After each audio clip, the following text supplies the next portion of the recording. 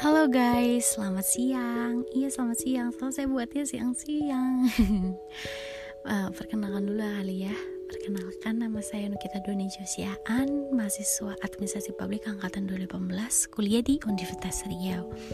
NIM saya 18011112393. Jadi di podcast kali ini saya mau ngebahas 2 jurnal internasional nih dari 2 kampus keren. Langsung aja ya, dari jurnal pertama itu dari Florida State University yang judulnya Ontology and Epistemology in Cross-Cultural Research, atau dalam bahasa Indonesia itu Ontologi dan Epistemologi dalam Penelitian Lintas Budaya. Nah, nama penulisnya ini ada Jessica Terman dengan nama jurnal Administrative Theory and Praxis volume 33 nomor 22. Nah, jurnal ini tuh dia mengebahas tentang perbandingan telah menjadi standar emas bagi para sarjana yang melakukan penelitian lintas budaya. Setelah Perang Dunia Kedua, sarjana Amerika ini semuanya pada tertarik pada administrasi komparatif dan memiliki kesempatan untuk membandingkan dan membangun negara administratif dengan penelitian mereka. Karena di seluruh disiplin ilmu sosial selain administrasi publik, semua sarjana itu didorong untuk melakukan penelitian kecil dan studi kasus demi penelitian yang menghasilkan kesimpulan dan membuat perbandingan berbasis luas.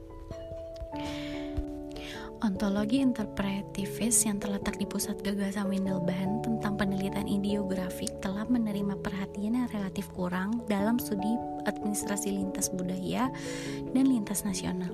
Akibatnya semua pertanyaan penelitian tetap tidak terjawab karena penelitian yang dilakukan dengan tujuan perbandingan atau generasi kesimpulan berjuang untuk menyelidiki konstruksi sosial yang dilakukan individu melalui mekanisme kausal fenomena sosial dapat dipahami.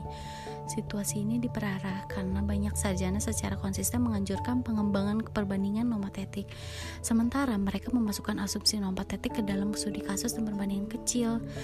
Sebagaimana dijelaskan dari Windelband, penelitian difokuskan pada partikulat menggambarkan dunia yang penuh dengan peristiwa yang spesial, keunikan, dan singularitasnya. Perbedaan ideografik nomotetik seperti yang didiskusikan oleh Rix ini dan digunakan oleh banyak ahli administrasi publik komparatif tidak dapat mengeksplorasikan perbedaan ini. Terus bidang ilmu politik dan kebijakan publik juga menderita dari kemunduran ontologis ini. Meskipun disiplin tersebut sering dipuji karena pengembangan model nomotetik mereka.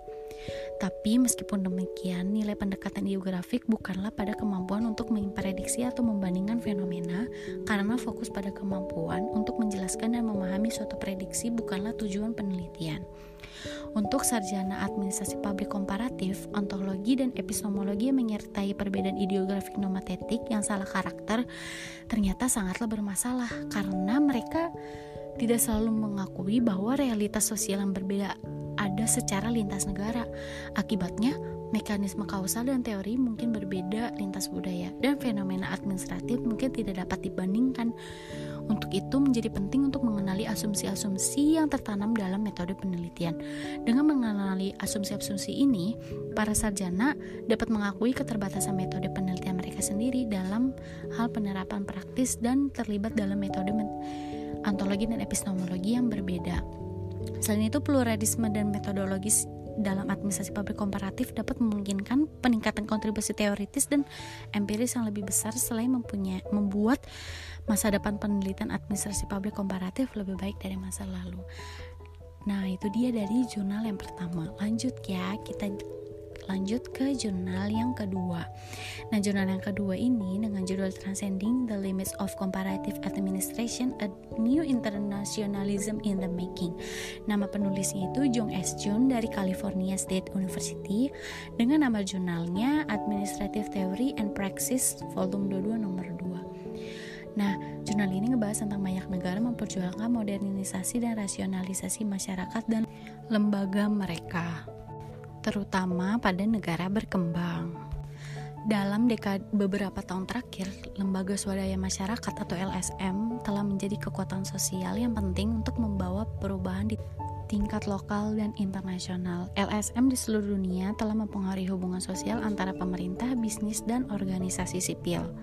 Salah satu perubahan ini adalah mengubah tata kelola vertikal oleh lembaga pemerintah menjadi tata kelola horizontal. Sebuah kolaborasi yang biasa ditemukan dalam bentuk tata kelola masyarakat di mana administrator publik memfasilitasi interaksi antara warga negara, asosiasi, dan lembaga. LSM di negara lain aktif membentuk jaringan untuk mempromosikan pembangunan berkelanjutan, memperlambat globalisasi ekonomi, memperjuangkan hak asasi manusia, dan memberikan layanan sosial kepada para lansia dan kelompok kurang beruntung lainnya. Salah satu hasil penting dari gerakan sipil internasional adalah bahwa pemerintah dapat menjadi jauh lebih efektif dan menyelesaikan masalah manusia yang kompleks ketika ada dialog terbuka antara pejabat pemerintah dan kelompok warga. Demikian hasil dari 2 review jurnal internasional dari saya. Mohon maaf jika ada kata-kata yang kurang tepat dan belibet ngomongnya, karena saya kalau ngomong tuh agak grogi, jadi belibet. Sekian dan terima kasih. Oh iya, jangan lupa di like, komen, dan share ya hasil podcast saya ini. Dan semoga hasil podcast saya ini juga bisa menjadi ide untuk kalian yang ingin membuat podcast seperti ini juga. Terima kasih. Sampai jumpa pada proyek saya selanjutnya. Selamat siang.